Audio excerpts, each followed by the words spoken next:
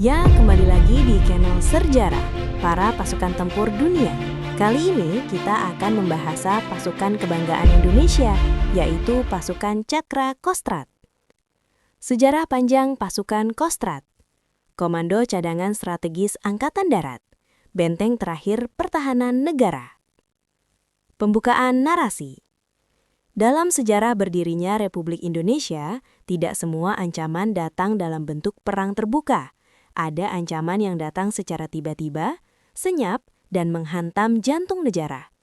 Untuk menghadapi kondisi itu, Indonesia membutuhkan satu kekuatan militer yang selalu siap, selalu siaga, dan dapat digerakkan kapan saja ke seluruh penjuru Nusantara.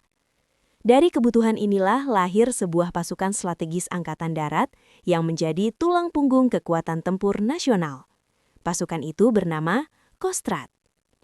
Kondisi Indonesia pasca kemerdekaan. Setelah proklamasi kemerdekaan 1945, Indonesia belum benar-benar berada dalam kondisi aman. Ancaman datang dari berbagai arah. Agresi militer Belanda, pemberontakan bersenjata di dalam negeri, konflik ideologi, ancaman disintegrasi bangsa. Wilayah Indonesia yang luas terdiri dari ribuan pulau menjadi tantangan besar dalam pertahanan negara. Angkatan Darat membutuhkan satu pasukan yang tidak terikat wilayah, dapat dipindahkan dengan cepat, dan memiliki kekuatan besar untuk menghadapi krisis nasional. Gagasan pembentukan pasukan strategis. Pada akhir 1950-an hingga awal 1960-an, situasi geopolitik Indonesia semakin memanas, terutama terkait masalah Irian Barat. Belanda masih bercokol dan kemungkinan perang terbuka sangat besar. Panglima Angkatan Darat saat itu, Jenderal A.H. Nasution, menyadari bahwa Indonesia membutuhkan cadangan strategis nasional, bukan sekedar pasukan teritorial. Cadangan ini harus siap digerakkan sewaktu-waktu, memiliki daya gempur tinggi, dapat bertindak cepat dan menentukan. Lahirnya Kostrad.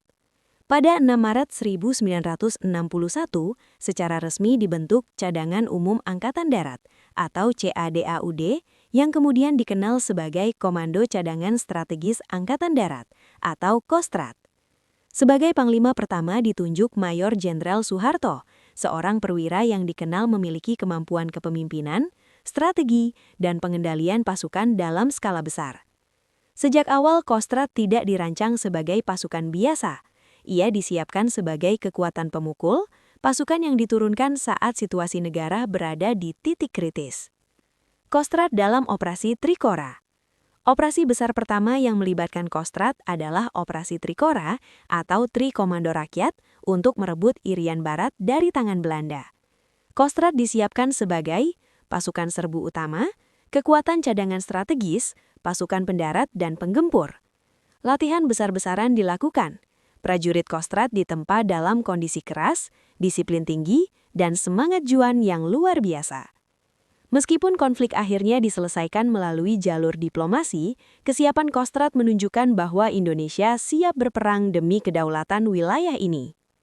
Peran sentral dalam peristiwa G30S 1965.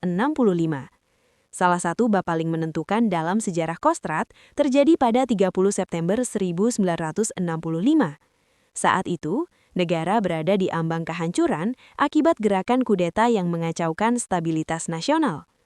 Dalam kondisi genting tersebut, Kostrad menjadi kekuatan utama yang bergerak cepat mengamankan pusat pemerintahan dan fasilitas vital negara. Di bawah kepemimpinan Mayor Jenderal Soeharto, Kostrad mengendalikan situasi Jakarta, mengamankan presiden dan lembaga negara, menjadi penentu arah pemulihan keamanan nasional. Peristiwa ini menjadikan Kostrad bukan hanya pasukan tempur, tetapi juga aktor strategis dalam sejarah bangsa Indonesia. Perkembangan Kostrad di era Orde Baru. Memasuki era Orde Baru, peran Kostrad semakin diperluas.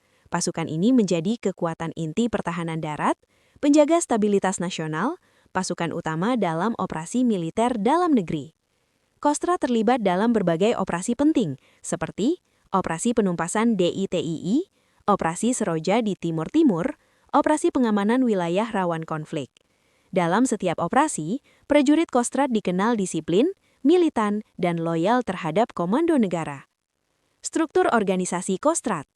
Seiring perkembangan zaman, Kostrad tumbuh menjadi komando besar dengan struktur kuat. Saat ini, Kostrad terdiri dari Divisi Infanteri 1 Kostrad, bermarkas di Cilodong, Depok, menjadi divisi tertua dan bersejarah.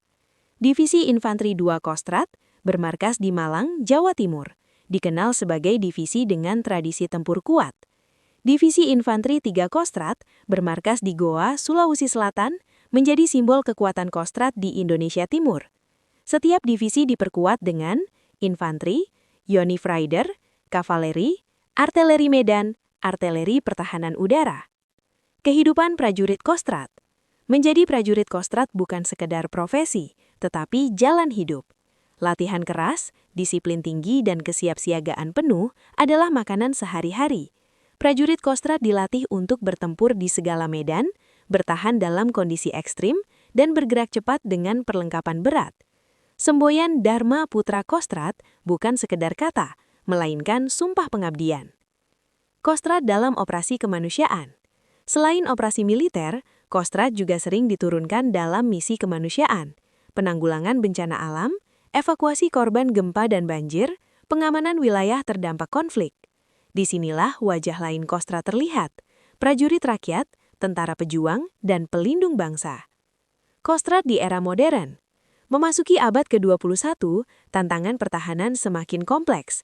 Ancaman tidak lagi bersenjata, tetapi juga bersifat asimetris dan non-konvensional. Kostrad terus berbenah melalui modernisasi alutsista, peningkatan kemampuan tempur, adaptasi teknologi militer modern. Namun, nilai-nilai dasar Kostrad tetap tak berubah. Setia kepada NKRI, tunduk pada konstitusi, dan siap berkorban demi bangsa. Kostrad bukan sekedar pasukan, ia adalah simbol kesiapsiagaan negara.